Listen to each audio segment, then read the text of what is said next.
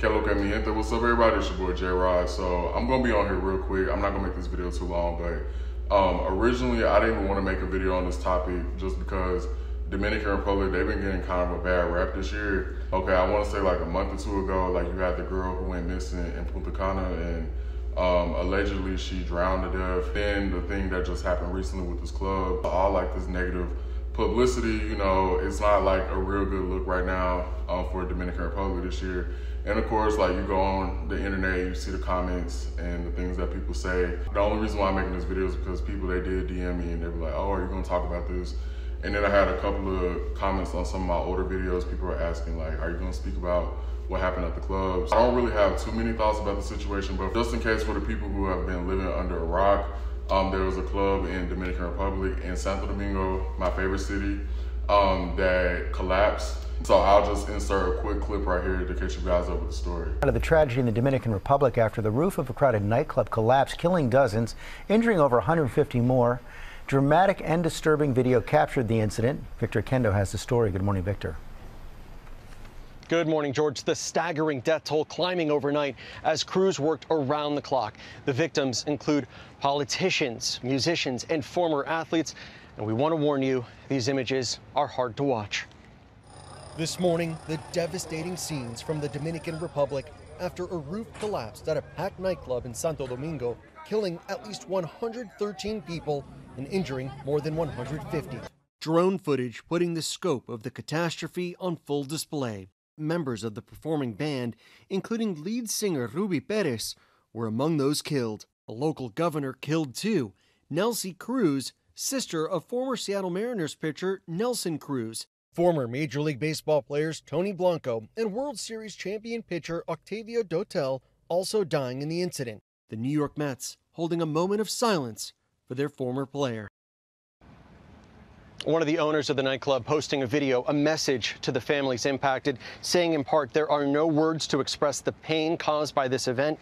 Everything we do now has a single purpose, to be worthy of your pain and to support you.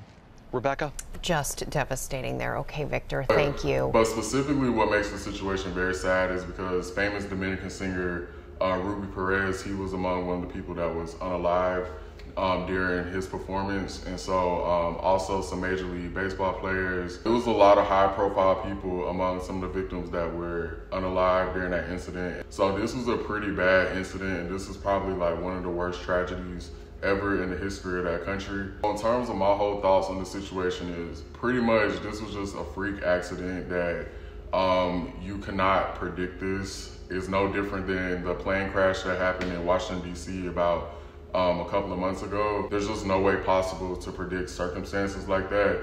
I mean, I did see some comments like on TikTok and YouTube, people were saying like, oh, this was 100% prevented, blah, blah, blah, blah, blah. Well, I mean, unless you can see the future, like there's just literally no way you can predict your own death. Obviously, had they known that, they wouldn't have even gone to the club to begin with. Unless you were talking about from the standpoint of the infrastructure of the building being inspected. So that's kind of what I wanted to talk about a little bit. So they haven't exactly said what caused the building to collapse. And so the people are speculating like maybe it could have been, you know, poor inspections, or they don't have the same safety codes that you do in America. So if you're coming at it from that angle, then yes, I could kind of see where people are saying that it could have been prevented, but just off of the strength of you going out to have a good night at the club, is like, there's no way you could have predicted that. But back to the whole thing about safety regulations, that's actually one of the reasons why I don't really like doing certain excursions in developing countries, just because I do know, and I'm not saying that this is what happened, but since we're talking about safety, I do know that a lot of these things aren't regulated like the United States. And so like, that's why you would never catch me bungee jumping. I have done zip lining in certain countries, but even that's kind of risky because like I said, a lot of these developing countries, they don't have the same safety codes and they don't go through the same inspections as they do in America. So, you know, when I was a lot younger, I used to do a lot of crazy stuff like that when I was out the country. But now I'm kind of like, I don't know, like how often are these things being inspected? Okay, like even in Dominican Republic, like I used to go to carnivals.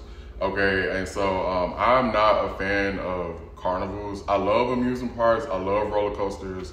I'll go to an amusement park all day long, okay? Six Flags, Disney World, like I love all that. Universal. But when it comes to carnivals, I'm talking about the rides that you could collapse and you could put onto the back of a truck and move it to another city and then assemble it, and then once it's done, take it down, collapse it, put it back on the back of the truck. It's something that does not sit well with me with things that you can collapse and put on a truck, just because in my mind, I'm thinking like, okay, like what if they don't assemble it properly and then you riding a ride and then boom, like, you know, you're just falling out the sky. And I have rode carnival rides in the Dominican Republic, but now that I'm a little bit older, I'm like, I don't know if I'll feel the same way as I did back then. But like I said, they haven't actually said what caused the roof to collapse. And so it is a multi-level building. I have been to Jet Set Club before. It's been around since the 70s. So it's a pretty popular club, but it's just really unfortunate because like you think you're going out to have a good night. And of course, Dominicans, they love to party, they love music, they love dance. And so it's just, I've actually seen some of the clips on Twitter. I wasn't really purposely trying to look at those clips. A lot of those things were being reposted from other people. So just a little heads up, it's a little bit graphic. And yeah, those are some really disturbing images. But all I can tell people is that you can't, and I use the airplane situation as an example, you can't let, you know, these life incidents stop you from living life, because I mean, the reality is like I said in the beginning of this video, those people had no way to predict those type of things. So that's just kind of like a freak accident. But I do know that there's gonna be some people, you know, out there, and I've already been seeing it on, you know, social media. People have been talking about like, this is why I don't travel to the Dominican Republic and blah, blah, blah, blah, blah. But it's just like, I mean, that could happen in America, you know, it can happen anywhere. Don't let this incident stop you from living life. Like I tell people, be grateful and thankful every day that you wake up. You know, I pray to God every single day. I thank God every day that I wake up. Please just keep the families of those victims in your prayers, and may the victims rest in peace. And on that note, we'll conclude this video for the victims with a moment of silence.